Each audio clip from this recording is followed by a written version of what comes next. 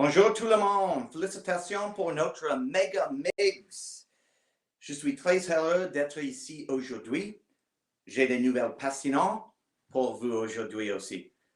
And I just want to thank everyone for the invitation today to launch our new economic research here at Mega Migs.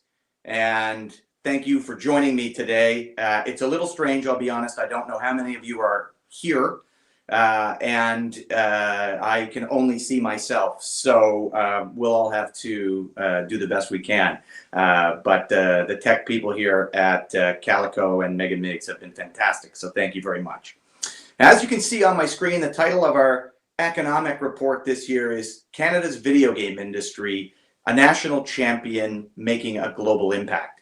And we thought long and hard about that particular title before we released it. And we really feel that it is appropriate, especially during the last couple of very difficult years.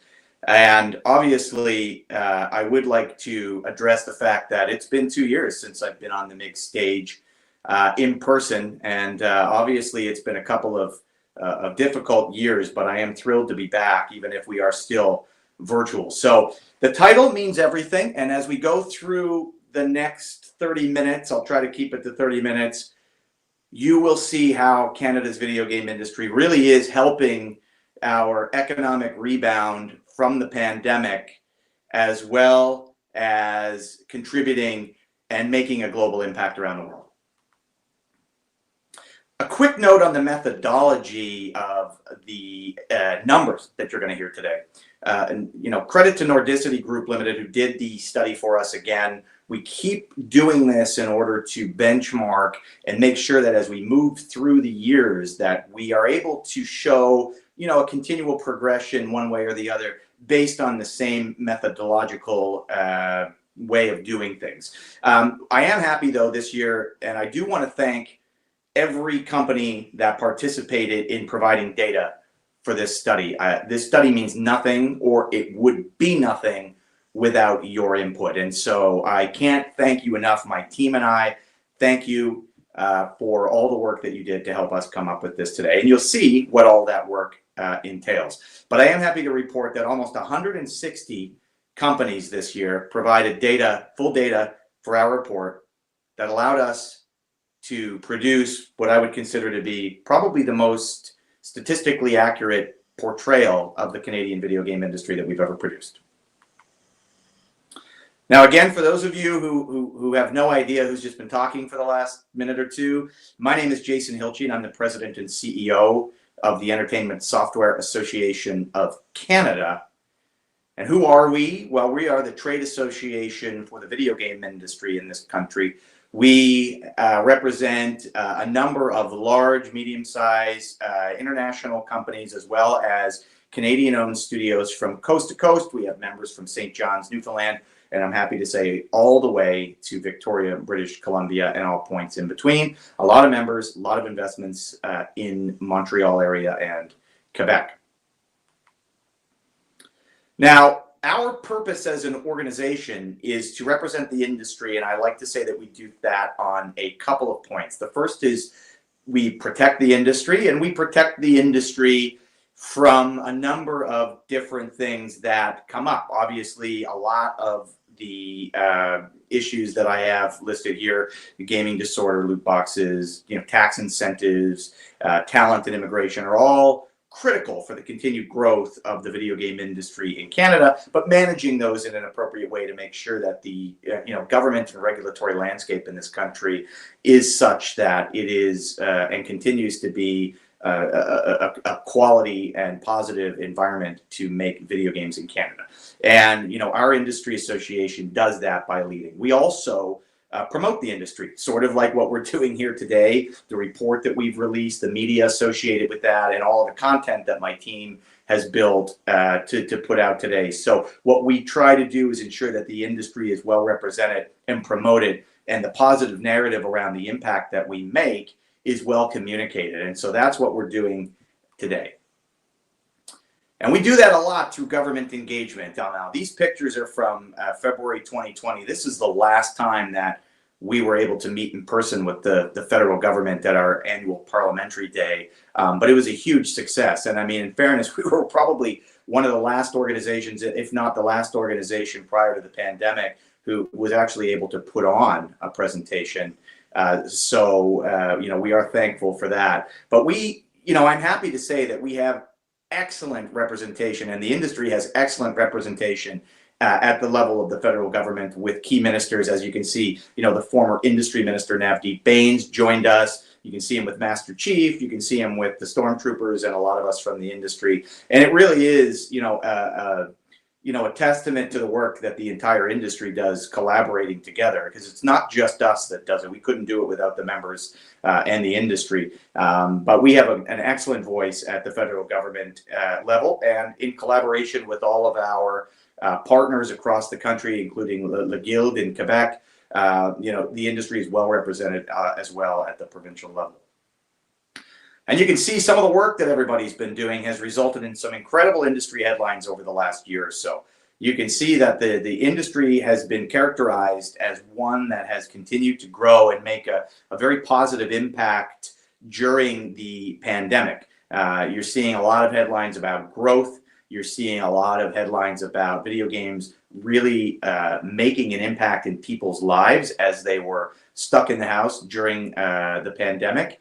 And you can see some of the other ways as well, like the partnerships that we've done with the federal government about getting vaccinated, and as well as spreading some of the news about the public health guidelines as well, really helped to elevate the positive image of the industry. So we're very happy about that. And I can say today, moving into this presentation, that the industry is well represented and the image of the industry in Canada is positive. But we don't just do that on a Canadian level. We are well connected with all of our global counterparts around the world. And as you can see, this is the last time we actually were in person in Brussels, Belgium in December of 2019. And this is a group of policy folks, industry associations, CEOs like myself and our teams, as well as members who made the trip to Brussels. And we all had a picture together. But I mean, the entire event lasted close to a week, where we coordinated on a lot of the issues that I presented here in our Canadian issues slide. A lot of our counterparts are dealing with these on a global issue as well. And we collaborate with them very, very closely. And so I just want you to know that the industry in Canada is not isolated. The issues that we deal with in Canada are not isolated. We are well coordinated with our friends around the world. In fact, I've already been hearing from some of them this morning about our launch, and getting good well wishes from them, and efforts to mimic some of the work that we've done here today. So now I'm going to get into what the survey actually put forth, and I'm going to start with a pretty big number, and that's $5.5 billion. That is the amount of money that the Canadian video game industry, and I'm talking production, so all of you who work in the studios, all of the work you do, this is not sales, this is video game development and production, and its spin-off effects on the Canadian economy generate $5.5 billion. Now, I've been in this job 9 years, and I believe when I started, we were somewhere around 2.1 million or 2.1 billion or 2.7 billion. And I've seen this go up every couple of years. We do this, almost $1 billion every 2 years. And it's staggering to think that the industry in Canada just continues to roll along, especially in the face of the last couple of years of uncertainty. But you've all done so well in producing your games from home and keeping things rolling for your studios and the projects that you're working on. So it's a big number, and it allows us, it's the why I've led with it at first, because it's also the number that we'll lead with when we deal with the government. Now, we're at 937 studios across Canada. As best we can verify, it's a big jump, over the last couple of years. And I think one of the reasons is that a lot of small independent studios have formed over the last couple of years. What we're seeing is an ecosystem in Canada that is supported by a mix of both large, big publishers like the ones you all know, medium-sized companies, and then, you know, the small and micro-sized companies that are really generating this ecosystem that allows all of them to positively feed off of each other, not just in Quebec, but across the industry. And that what we're seeing is a big jump in entrepreneurial activity in the sector, which is great for innovation, great for, just like everything, getting new studios up and getting new studios into the ecosystem. So really, really pleased to see that. Now, 80% of those video game companies are located in Quebec, Ontario, and British Columbia. And I'll give you a breakdown, you know, of how they're laid out. So it's pretty big between Ontario and Quebec. It's pretty much even with respect to the number of video game companies that exist, with respect to the number of companies, not necessarily even with how big they are, and obviously with employment, but the number of companies is very significant, almost pushing 300 in both of those jurisdictions. And then we've got British Columbia as well, which is, you know, just over 150 companies. And then what we're seeing is new areas like Alberta, 88 companies, 40 companies between Saskatchewan and Manitoba. And then in Atlantic Canada, almost 60 video game studios spread across those 4 provinces. So what we're seeing is, you know, obviously, as I said in my last slide, the 80% of the studios exist between Ontario, British Columbia, and Quebec. But what we're seeing is a healthy growth in the industry across the country as a whole, even though we still have those 3 concentrated sectors. But it's normal. And in the United States, you would see very similar things. You know, most of the video game activity that exists in the United States is happening in California, Texas, Washington. And so, you know, you've got those 3 big production points, but then you have video game studios across the country. And so, you know, I would say that Canada's video game industry is trending in very similar direction. Now, you can see the difference between the breakdown of those studios. You know, we have a micro, standard, and large. And large being, you know, 100 people plus. You know, Quebec clearly leads the way on that, with British Columbia close behind. And even though Ontario has more studios, they have many fewer large studios, and they actually have more micro studios than anybody else. And so, you know, what you're seeing when you look at the difference between the, I would say, the demographic of the studio size across the country, you get a totally different picture. I mean, look at British Columbia's industry compared to Ontario's, right? I mean, heavily weighted between large and standard size companies. So standard being more than, you know, around 25 to 50 people. And, you know, Quebec has, you know, the largest number of big studios, and then a massive number of standard, and then you've got that entrepreneurial activity pushing there at the 148 level. And then you've got Ontario again, like I said, with, you know, 10 companies with 100 people or more, and the rest of it is standard, and they have more micro than the rest of the country. So it is very different. Even though the industry exists across the country, it doesn't look the same. And I always love getting this breakdown because it does give us a perspective of, you know, and when we work with the provincial associations, they always tell us, you know, I know that you're looking at things from a national perspective as the SAC, which we are, but, you know, when they work on their industry provincially, it has its own vibe and its own ecosystem, its own issues, its own opportunities that exist. And every industry is built differently. You know, British Columbia came up in the age of a low dollar, in the age of proximity to California and Washington, and, you know, is much older than the rest of the industries. And, you know, that is why it's got more larger kind of middle of the road studios with respect to size. You know, and Ontario really grew more so out of a microclimate where small studios became big. Other than a few examples, it really developed differently. And so I think that's the beauty of the industry in Canada. It just really, it may seem like on the outskirts we have 937 studios, but each and every jurisdiction within the country is so different. And then you have Alberta, which is, you know, an upstart that had some good momentum before they lost their tax incentive.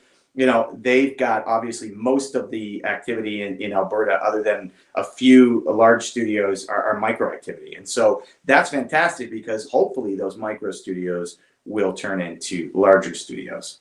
And that's what you need to build a competitive ecosystem. Now, another big number, 55,000 employees full-time in Canada's video game industry. Now, this is the mix of both direct and indirect, so I'll break down the difference between them. But our industry as a whole in 2021 is supporting over 55,000 full-time jobs across Canada, and that is nothing to be looked down at or sneezed at. And again, a number that we will lead with when we work with government officials subsequent to launching this report this week. It's certainly a phenomenal number for us to be able to show.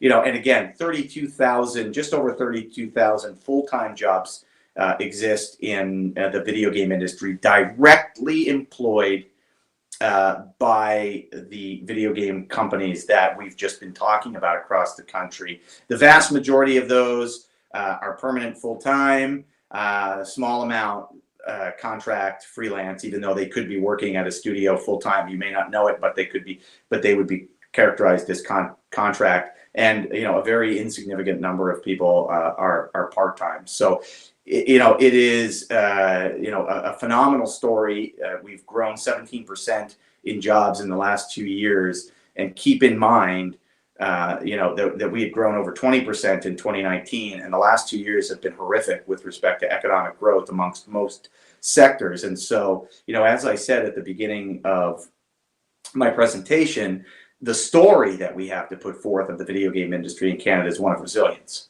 It's one of pandemic resilience, one of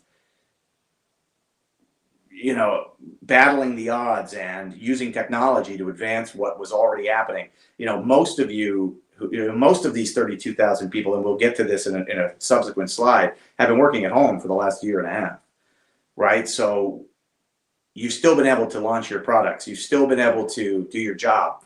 I think that's a testament not only to the companies that you own and those you work for, but also the technology that we utilize in developing games in Canada. Technology that we utilize to allow us to make games through distributed development models, where you don't need to be in the same room, where you don't need to be sitting across each other. I realize that it would be more ideal, but we've actually been able to not only sustain the momentum that we've had since 2019, but we've been able to add on to it. And I'm thrilled to be able to announce that today.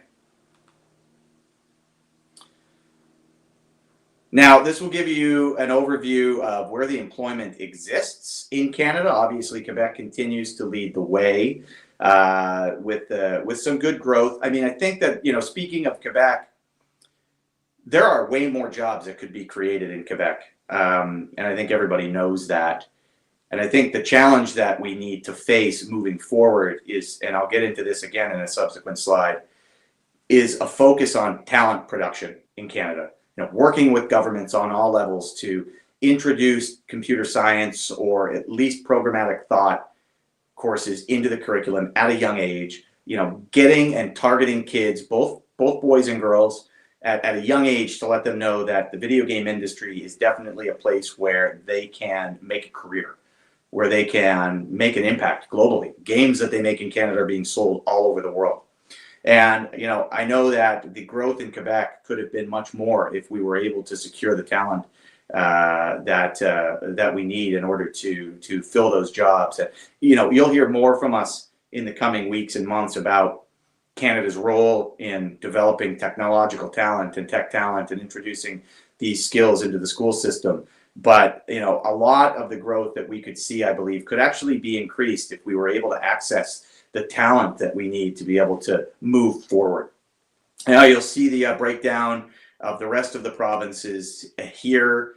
We're seeing good growth, very stable growth across most of the country. Alberta, obviously not seeing a massive amount of growth. And I will say that, the cancellation of their tax credit there, a year and a half ago, was not conducive to being able to move forward with an industry approach that was going to result in a lot of jobs, even though that they had excellent momentum moving forward through 2019 and then before the pandemic. But we have optimistic thoughts about Alberta moving forward, but obviously those government supports and targeted incentives in a global environment where we're competing against the rest of the world are fundamental for our continued growth in Canada.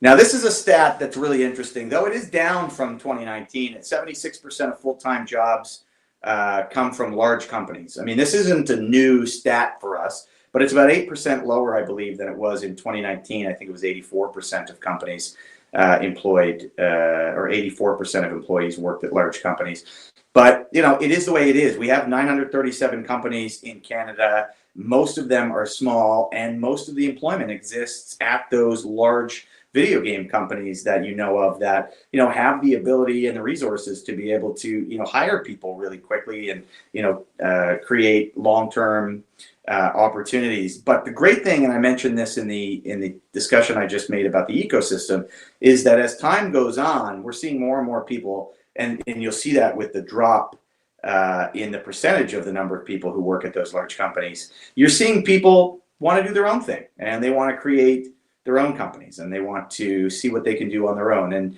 And really, it is fundamental to the ecosystem in Canada for that to happen. And I think it's a good thing.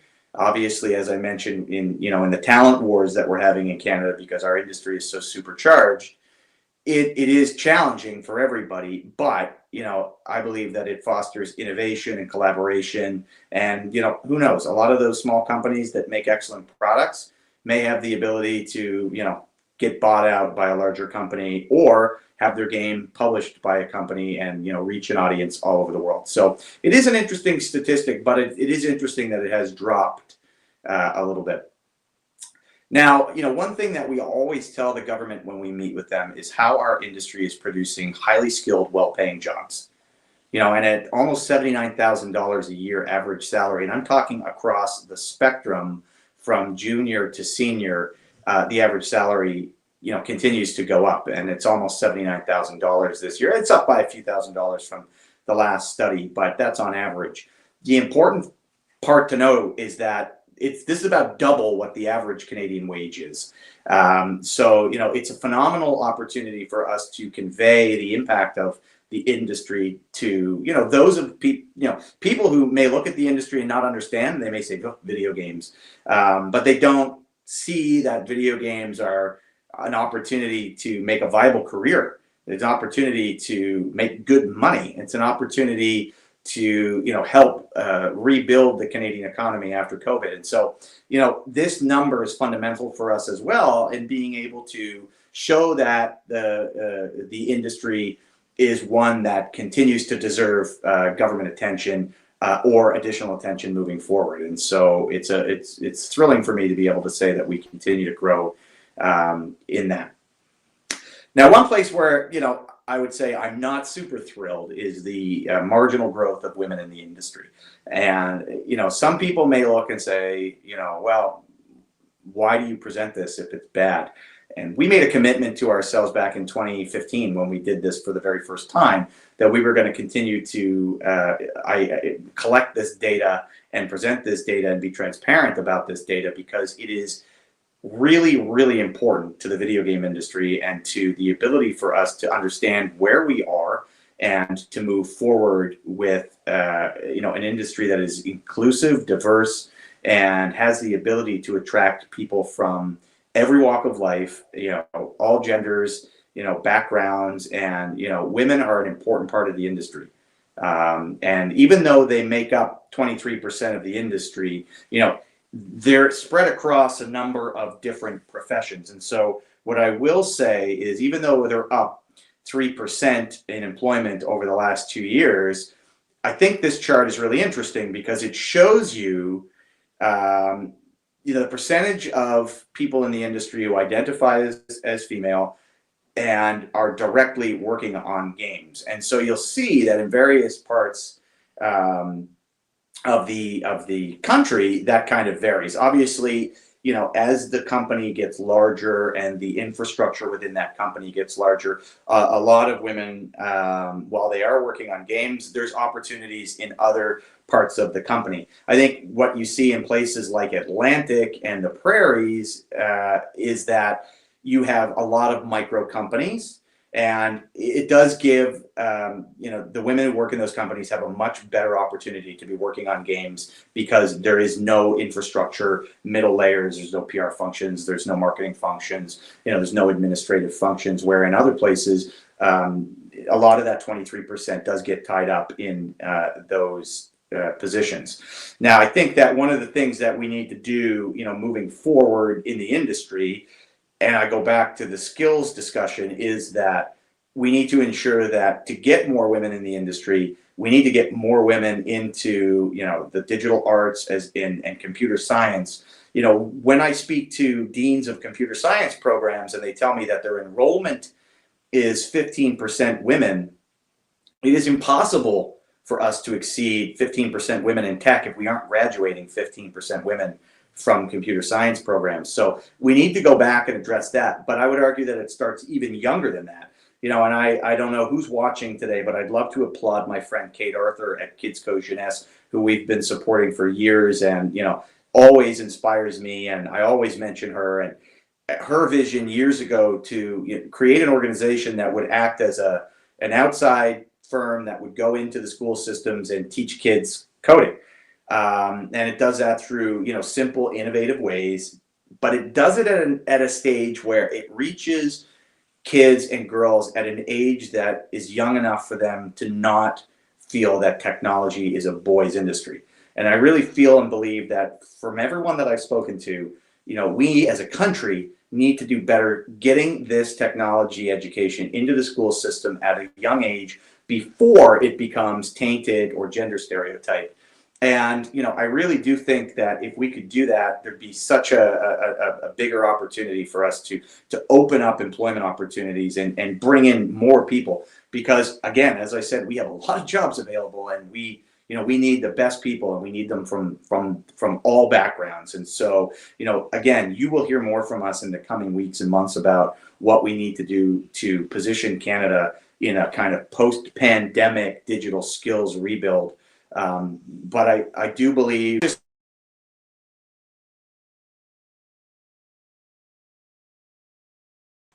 if we aren't producing these talents and these skills domestically, and we're competing with the rest of the world, then we will have no hope of competing aggressively to move forward and move our economy into the next century. We need to be able to think of digital talent as a natural resource, and we need to begin producing it, and we need to begin now. And that goes the same for diversity, equity, and inclusion.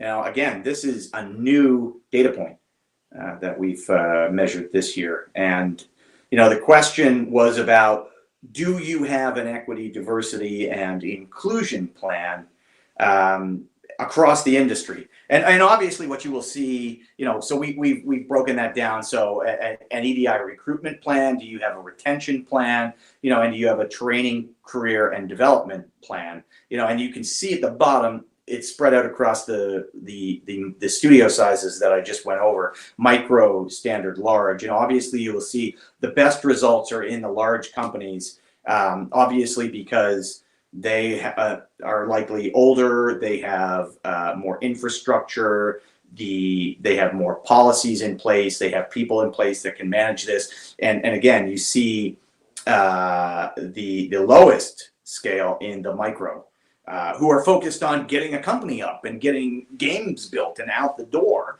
And it's no surprise, but I think one of the things that, that we will measure going forward is that it's clear that the diversity, equity, and inclusion is important for the industry. We're seeing, the beginnings of formal policies and plans being put forth, and in some cases more than just beginnings. But again, when we look at jobs, like for instance in Quebec, the number floating around is about 2,000 open jobs right now in your industry.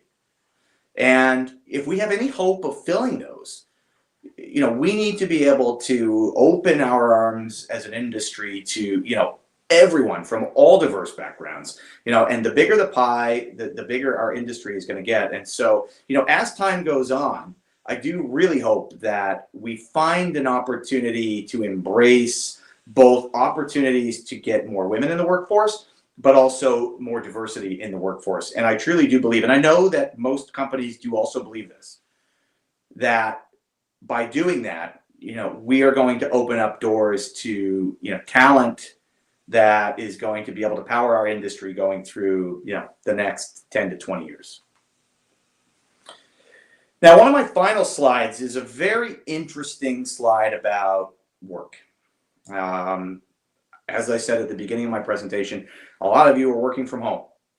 Some of you have been going back. Some of you have been going back on a part-time basis. And you'll be able to see what the modifications companies may have for the future. And, obviously a lot of people don't know yet. That's, almost 50% of everybody don't know yet. There's a lot of no modification in size or organization, but that doesn't mean that everybody's going to come back to the office. A lot of companies are going to keep their existing office space, but doesn't necessarily mean that they are going to work the same as they did in the past. Obviously, many of you have heard the pronouncements from some companies, some in Quebec, some across Canada, some across the world about, their hybrid approaches to working that's going to come forth from the pandemic. I think it's clear that most of us have, concluded that some sort of hybrid in the office, at home work works.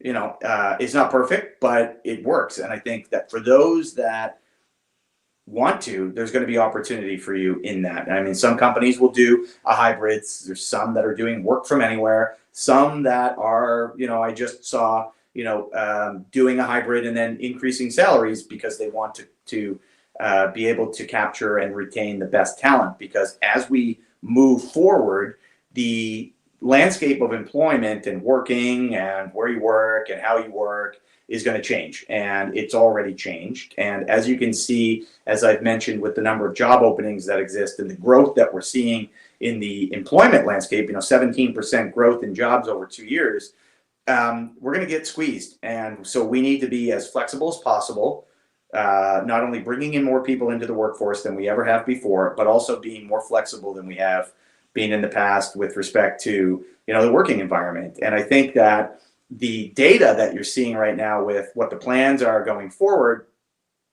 I think a lot of that not is going to turn into, okay, well, it's going to be hybrid. And again, that's also happening mostly with the large companies. With micro companies, it isn't as much of an issue. Some of them don't have offices. A lot of their work was being done at home before the pandemic. And so not a lot changed for them. But a lot of this is really, as you can see, happening with the standard and large sizes of companies. So that concludes my presentation. I did pretty good, kept it within about a 30-minute window. I think I just want to thank everybody. And I want to end, before I'm going to show, we're going to play a video for you that's going to kind of snap this up. A lot of the games that you've made are going to be in it, and I think you'll be really impressed with it. But I do want to end with simply just saying that thank you. The last 2 years have not been fun. They have been challenging. I'd rather be on stage in Montreal right now than in my living room with my computer to my left and my iPad in front of me. But it's just not the way that it is. And I know that the last year and a half has been easier for some and harder for some as well.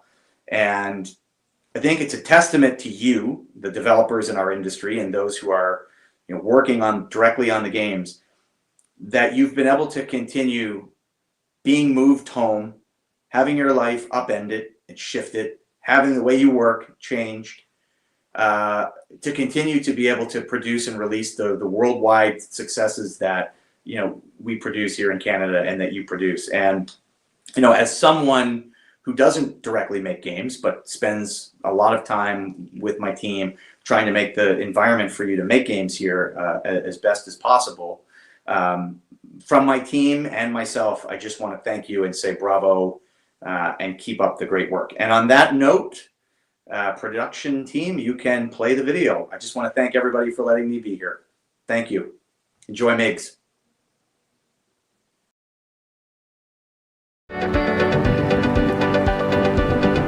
And it went like